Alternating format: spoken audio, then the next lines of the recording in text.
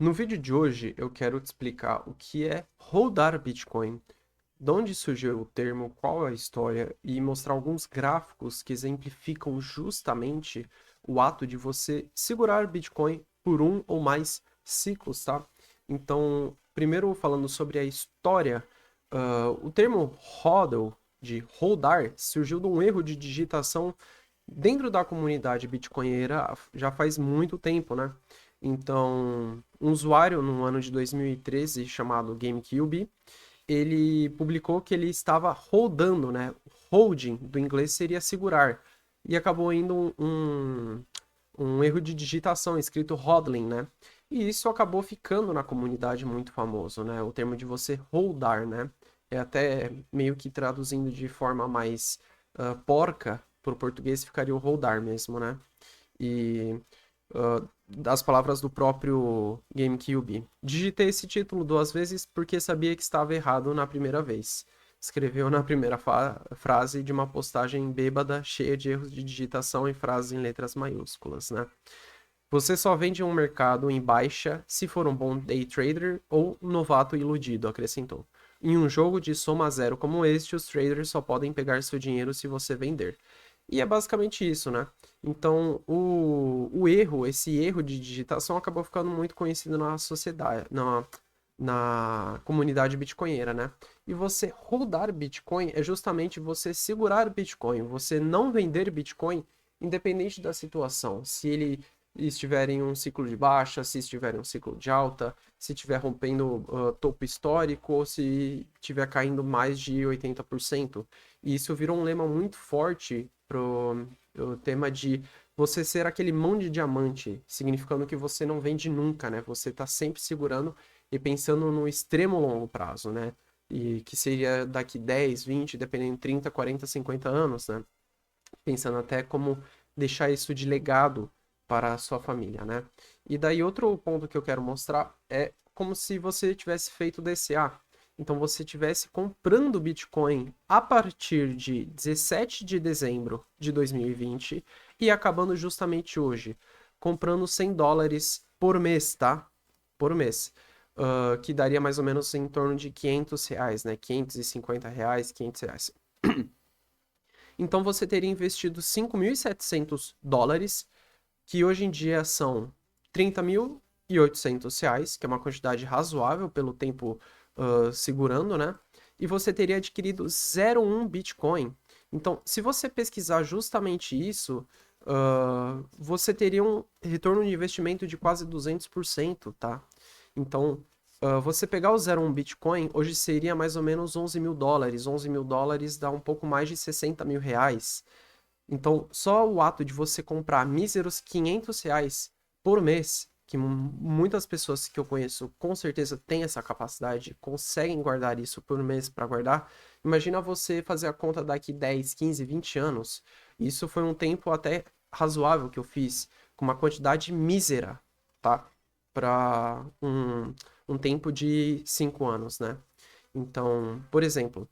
Outro gráfico que é interessante analisar é o de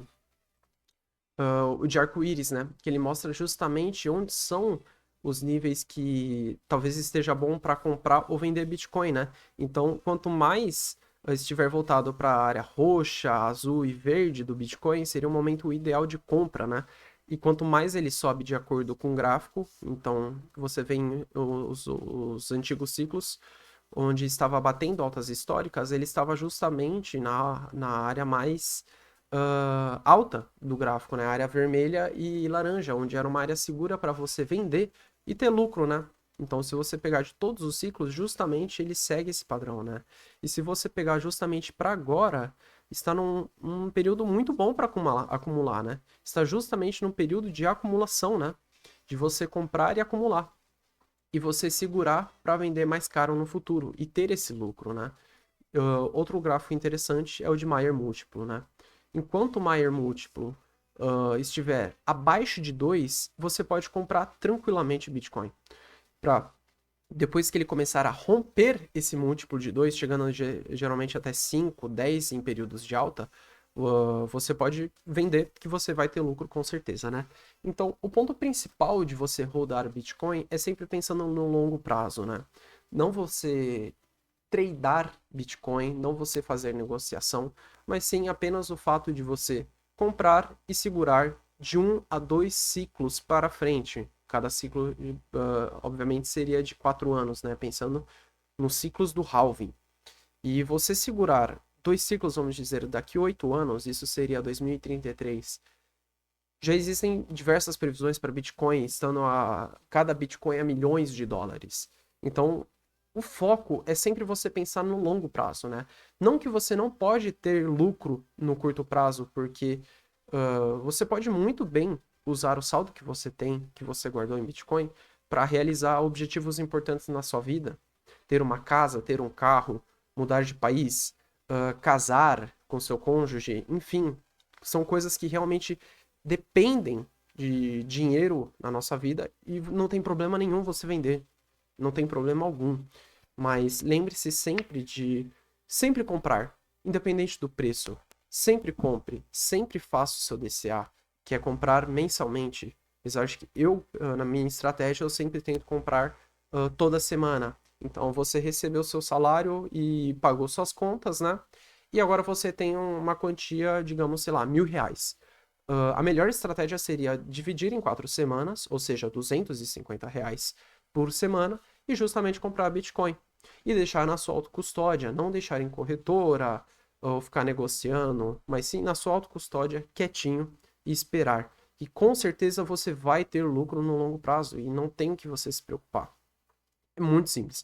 Nunca foi tão simples guardar seu patrimônio, guardar seu dinheiro de forma que ele seja recompensado no futuro, tá? E é justamente esse o princípio de você holdar, né? Você segurar o Bitcoin pensando no longo prazo. Bem, se você gostou do vídeo, deixa um like.